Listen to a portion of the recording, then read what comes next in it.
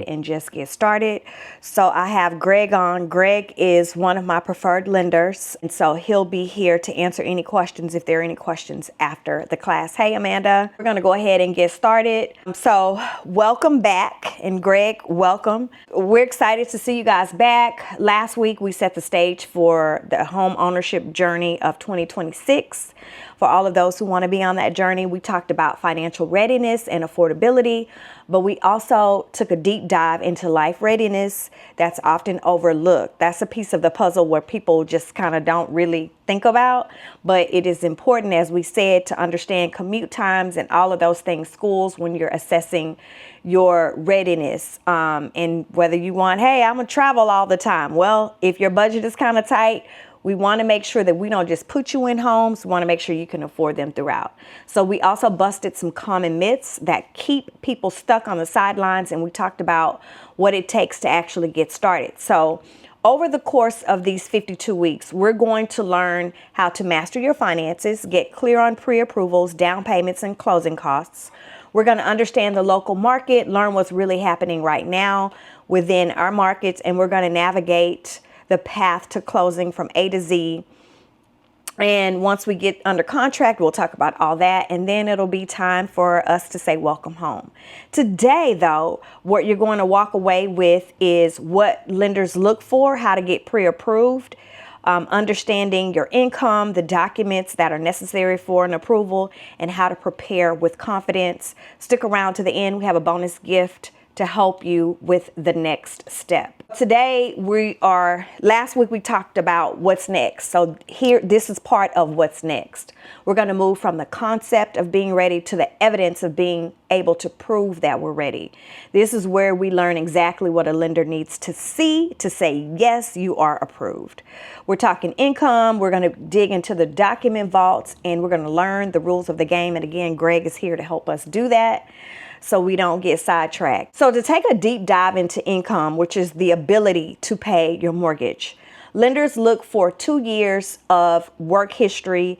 And we talked about last week that lenders are really concerned with what has happened in the past 24 months in your life, right? So they're going to peer into the window to say, okay, let's see what has happened in the last 24 months. That's not to say if you had a prior foreclosure or bankruptcy that they're not looking at that, but they're really concerned with the last 24 months.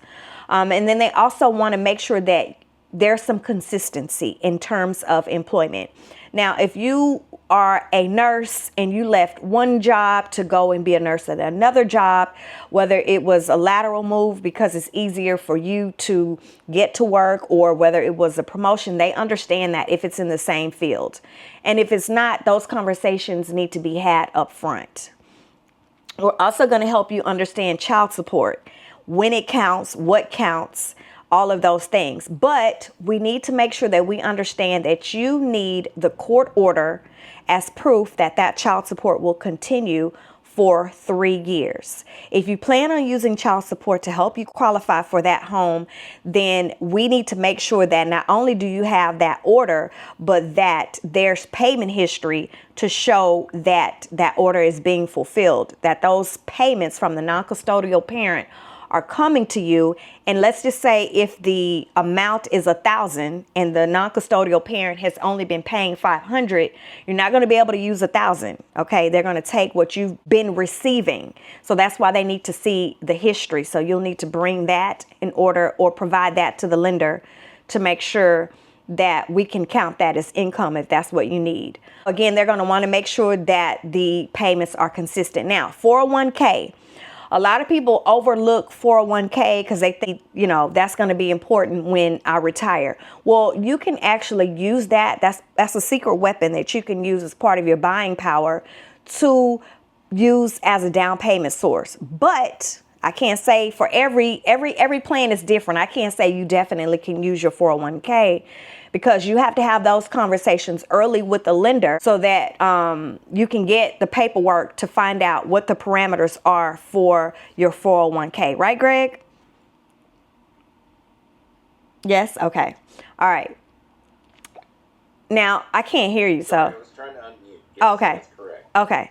All right. So the document vault, income documents, pay stubs, W-2s. So a lender is going to want to see 30 days of pay stubs, right? The last 30 days, however you get paid, and they're going to want to see the last 2 years of W-2s.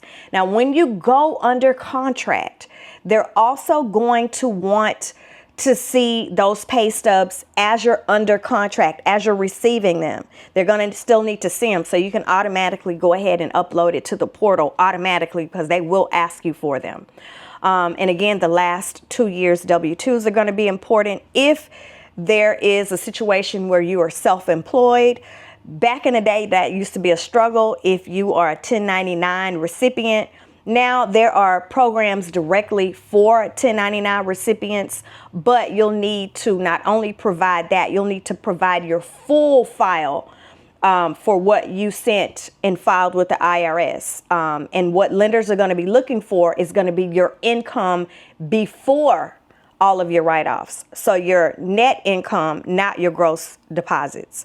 And so also, if you're trying to figure this out, like, how do I get started? I'm not ready to buy now, but I want to make sure that I'm lining myself up to be able to buy. Those are conversations that you need to have early with your lender, so they can let you know and point you in the right direction, so you're not writing everything off.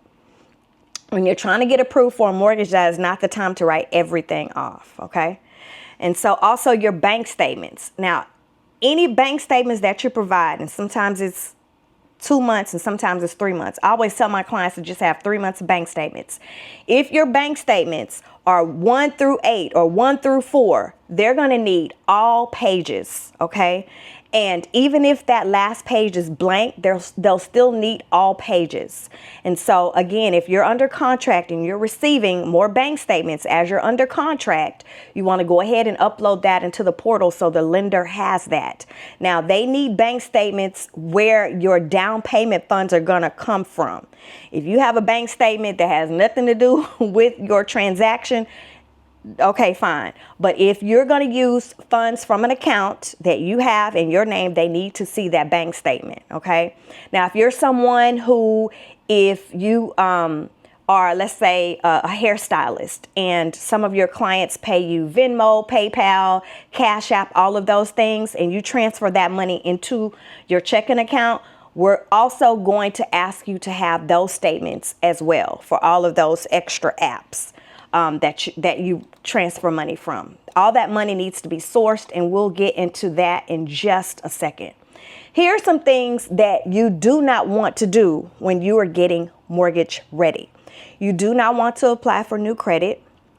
So please, no new car loans. Oh, please, please, no new car loans. No furniture shopping, no new vehicles, no new credit cards. So when you are approved, basically take a snapshot of where your finances are at that time. Your finances need to stay there or better, okay? So there or improved in order to move forward with the transaction of purchasing a home, okay? And please do not co-sign for anyone, because you are taking on that person's debt. So do not co-sign for anybody else to get a loan, and do not close any existing credit accounts. Listen to your lender. If you have any questions at any point in time, you can send them an email to ask, hey, I'm doing this. Is this okay? Will this hurt me? Right? But closing accounts is going to lower your credit score, because it's going to reduce your credit age. So you don't want to close any accounts, and you do not want to make large, unsourceable, uncommon cash deposits. You do not want that, okay? And then also, you do not want to change jobs or your pay structure without having a conversation with your lender. So one of the main no-nos is to go from a W-2 employee to a 1099 employee as you are in the process of purchasing a home. Don't do that, please. All right.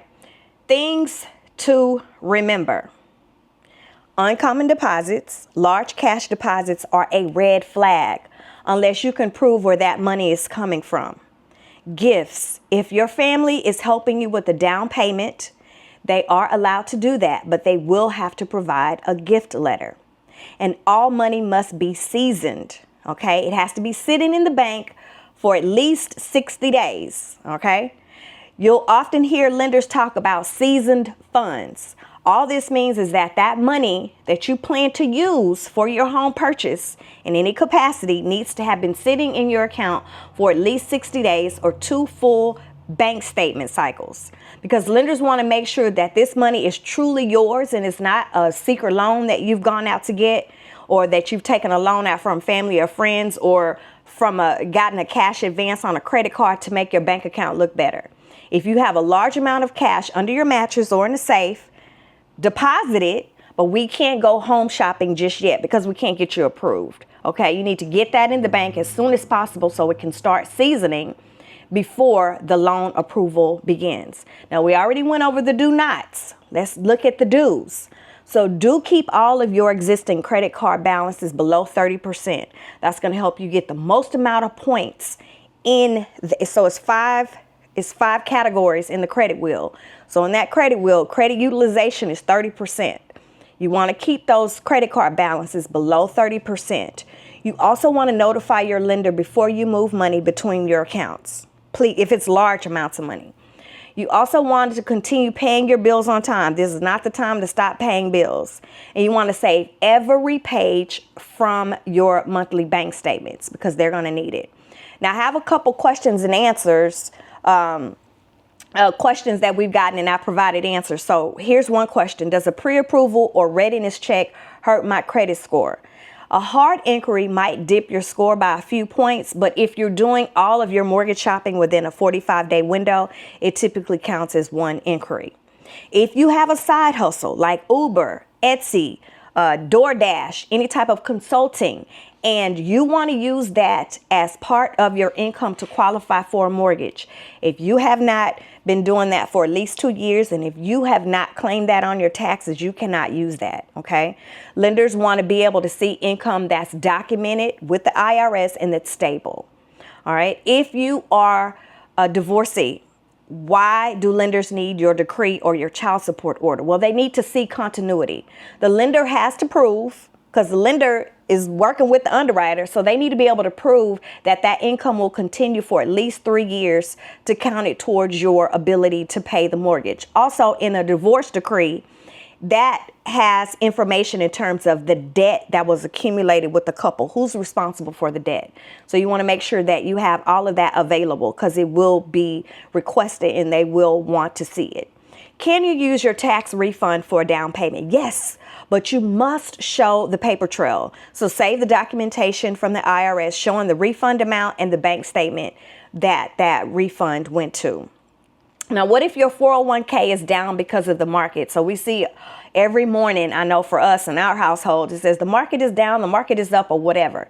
But what if the market is down? Can you still use your 401k? The answer is yes, because lenders usually only look at your vested balance, and that is all you typically will be able to withdraw from. So if you plan to use your 401k, that's a conversation that needs to be had with your HR department as soon as you are ready, so that we know exactly how much you can access for your down payment. Now, here's what I do for buyers. I help buyers build a readiness roadmap to understand, how do I move forward? How does this process work? I help them understand all of their options, like what type of loan should I qualify for? I help them avoid costly mistakes, and I help them buy with clarity, not pressure. No rushing and no guessing. For sellers, I help sellers create a market-ready plan. I help them position their property for top dollar, protect the equity that they've earned, and I help them sell with strategy, not stress. No guesswork and no leaving money on the table. Now, knowledge is power, and homebuyer education is one of the greatest gifts you can give yourself or give to someone. If you know someone who could benefit from this series, please share this with them, because we want to see them in these Wednesday webinar series. Being ready doesn't mean being perfect. It means being informed, prepared, and supported. I told y'all that last week. I'll tell y'all that every week. To continue to help you get ready, you're going to get this checklist. I'm going to send it to your email when we are finished. And this basically is a review of everything that we just talked about. And then when you're ready for your buyer consultation, we'll give you this booklet to be able to further assess whether you are ready. Now, every Monday, I'm going to start a Monday chat on my Instagram, so make sure you follow me. And I'm going to start with helping you get to your down payment. So figuring out how we can save money, trim some of the fat so we can help you save money for your down payment. Coming up next week, so next week, which is week 3 and week 4, we're going to get to the good stuff, which is credit. I love this. We're going to look at the most famous numbers in real estate, your credit scores. But we aren't just looking at the numbers. We're going to look at the reports as well. So next week, before next week, I want you guys to go to annualcreditreport.com. And I'll send this in the email that I send you. Annualcreditreport.com is free to get all 3 reports, Experian, Equifax, and TransUnion. If you want to get your scores, it's going to cost you $29.95. To me, that's an investment that's well worth it if you want to see where your scores are. But you're going to download and print. So make sure you have access to a printer and plenty of paper. Print all 3 reports. Next week, you're going to bring those reports, a highlighter, and a pen, because we're going to go through your credit reports. We're going to find the errors that are costing you money and that are holding your scores down. And we are going to start fixing your credit reports together. All right. So that's going to be really good. That's going to be week 3 and 4 because it's a lot. And we're going to help you throw that information into ChatGPT, get some customized letters to get a lot of the stuff deleted. So that's going to be really fun. Come next week prepared for that. Okay. She said she good. So, okay. So I'm going to share a quick story. Yeah. You talked about changing jobs. I don't see this too often. And thankfully, it turned out to not be a problem, but it could have been a big problem. So this was about 1.5 years ago, and we had a guy that was he couldn't control his temper. Let's put it like that, right? And he was a crane operator, and he traveled a lot. And so I pre-approved him. I work with this agent a lot, and he knows this guy personally, him and his wife, and they have for like 15 years. So between the pre-approval and then got the contract in quickly, and then I call and start trying to he gave me, during the pre-approval process, the HR lady's name and number for, the verification of income and employment, some of that kind of stuff, to nail down some of the things we need because of overtime and shift differential and all that. Mm-hmm. So I was working on that, trying to, get ahead of that with my processor. And she wasn't responding. And so I called him, and he's like, well, yeah, me and the owner got into it about 2 hours ago, and I told him how it is, and I don't work there anymore. But I think I have another job lined up, and I should be starting in a few days. And I was like, okay, that's great, because, these kinds of jobs, same line of work for 20 years or whatever, but these kinds of jobs are all about, overtime and shift differential and all that. And you cannot count that unless you've been on that specific job for 2 years. Mm-hmm. And I'm like, well, I hope you're going to make more money. He's like, oh yeah, I'm going to get a lot more overtime. I was only getting however many hours a week. I said, we can't use that.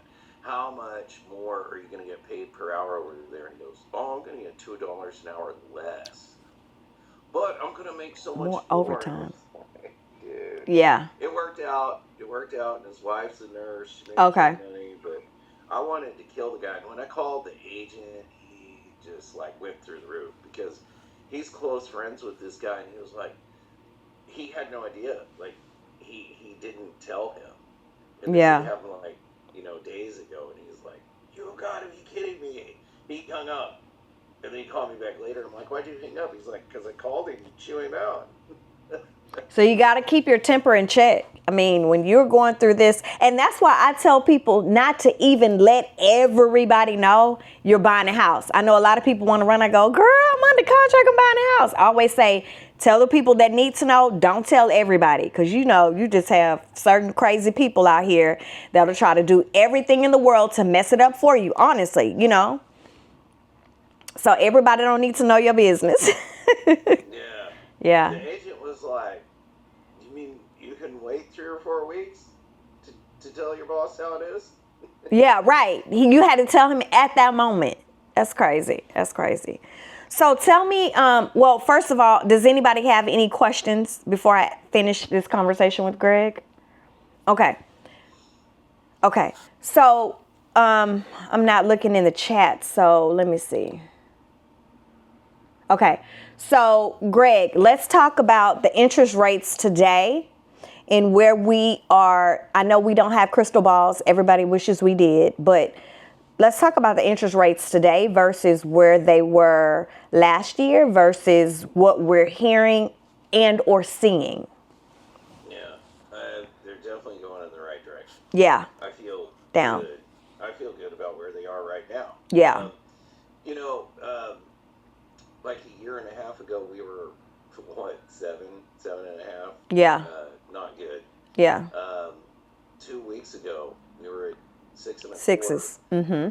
Right. Right now, on conventional, we're still like 5.99, basically 6%. FHA, we can do 5.625. Right. VA is always going to be the best. We can hit like 5.5.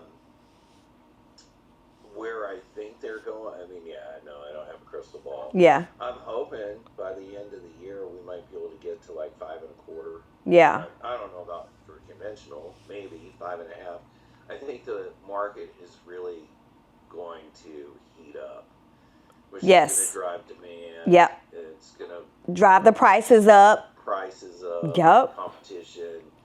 You know, you're going to be fighting for a house. You're not going to be getting, you know, all the concessions right now. Yeah. I think we're in a good spot right now. Like if people wanted to come out the door swinging, I think we're in a good spot because we are still able to get seller concessions right now. Builders are still giving us money right now. People aren't flocking to the market just yet, but it's going to happen as the rates, especially if the rates go down. Right. More. So Yeah. Prices are pretty good combined with the best rates we've seen in 3 years, and you're getting really good concessions from the sellers. Yeah. Excuse me, I've got hiccups. It's a really good time to buy a house. Yeah. And it probably will be for a few months. Yeah. We're going to start seeing that flip. I think it'll be a little. We just got into really a buyer's market. Yeah. I think it'll be a while before it flips to a seller's market. Yeah. I really think it'll happen before the end of the year. Yeah. I'm thinking the buyer's market's going to last a long time. I'm thinking spring we'll really start to see the needle move. Like people really who've been on the sidelines really coming out saying, okay, I'm ready to buy. Because a lot of people just been waiting for the interest rates to get in the 5s, you know? I think so too. All right. Yeah. So, ladies and gentlemen, I thank you so much for being here this week. I hope you have a lot of takeaways. Listen, this is going to get so good. I have a list of some of the things that we're going to be covering in this 52-week series. So there it is right there. I'll make sure I put it on YouTube as well. It's going to be so good. It's going to be so good. But anyways, I want to remind you to please let others know we're here every Wednesday at 7 o'clock. We start on time. And I want to remind you guys that I am always ready and willing to enable you to find your way home. Till next Wednesday, guys. Bye-bye. I'll be coming to your mailbox, your email real soon. All right. Bye. Have a good evening. Thanks, Stephanie. All right. Bye-bye. If you would like to catch up on the webinar series or would just like to run back a replay, you can check out our playlist here. Just pulled up to the house. Don't feel like getting out. I'ma just lay back.